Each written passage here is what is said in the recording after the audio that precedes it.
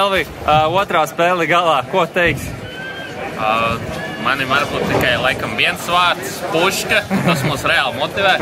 Jo pastoties to, ko mēs darām uz celiņiem, kaut vai ir tie daži sūdīgie metieni, bet straiku sērijas parādās lielas un visai komandai ir virs 200. Katram spēlētājiem 200 pāri. Tas ir vienkārši, manuprāt, neaprakstāms sajūtas. Mēģināsim vēlreiz tieši tāpat izdarīt. Varbūt vēl liekam, davai 10 ķekļus klāt un turpinam spēlēt. Vai kaut kas, ko tu darīji savādāk nekā pirmajā spēlē? Varbūt nedaudz atbrīvojos, jo nevajag šodien tik ļoti iespringt, kā bija divniekos un vienniekos, jo šodien celiņi sākums daudz labāk griežas nekā iepriekšējās dienas slīdēja cauri gar malu spēlē, tāpēc ir nedaudz tā kļūdas zoniņa parādās un vieglāk arī var izmest beidzot. Kā bija šeit uz šiem celiņiem salīdzinot pirmajiem? Tā kā es teicu, šeit varēja kļūdīties, pieliec ātrumu, dabūn straiku. Bišķīt uzgriezt, tāpat dabūn straiku. Tāpēc te parādās tā zona, kur mēs Latvijas labāk spēlējam. Un reku mūsu komandas līderis, Rihards. Ko teiks par otro spēli? Otrā spēle bija daudz patīkamāka, pat sajūtām labāka.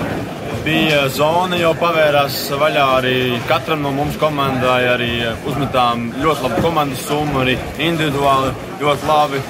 Pēc sajūtām otrā spēle bija daudz labāka, spēlējamāka celiņi un vispārējais. Tā kā cerams, ka tagad trešā mūsu šodienas pēdējā spēle būs tāda pati, un arī komandai viss būs kārtībā. Jā, tātad šie celiņi bija vieglāki vai grūtāki? Kas te bija savādāk? Protams, labāks bumbu kontroli celiņiem, lielāka zona, pirmie celiņi ļoti niķīgi, tādi nesaprotami, bumbas iet tur, bet viss kārtībā, jā. Šī celiņi bija daudz labāki, tāpēc ceram, ka arī nākamie būs tādi paši. Paldies!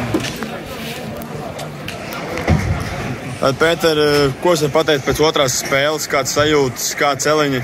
Jau ir labāk, vismaz var bumbu palaist.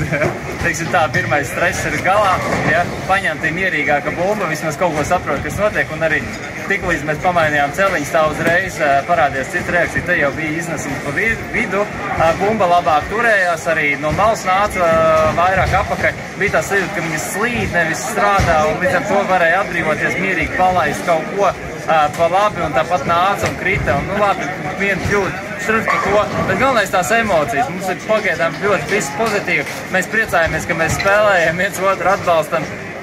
Ja būsim bez balss rītā, ko darīt, bet tāpatās bļausim. Lielas paldies!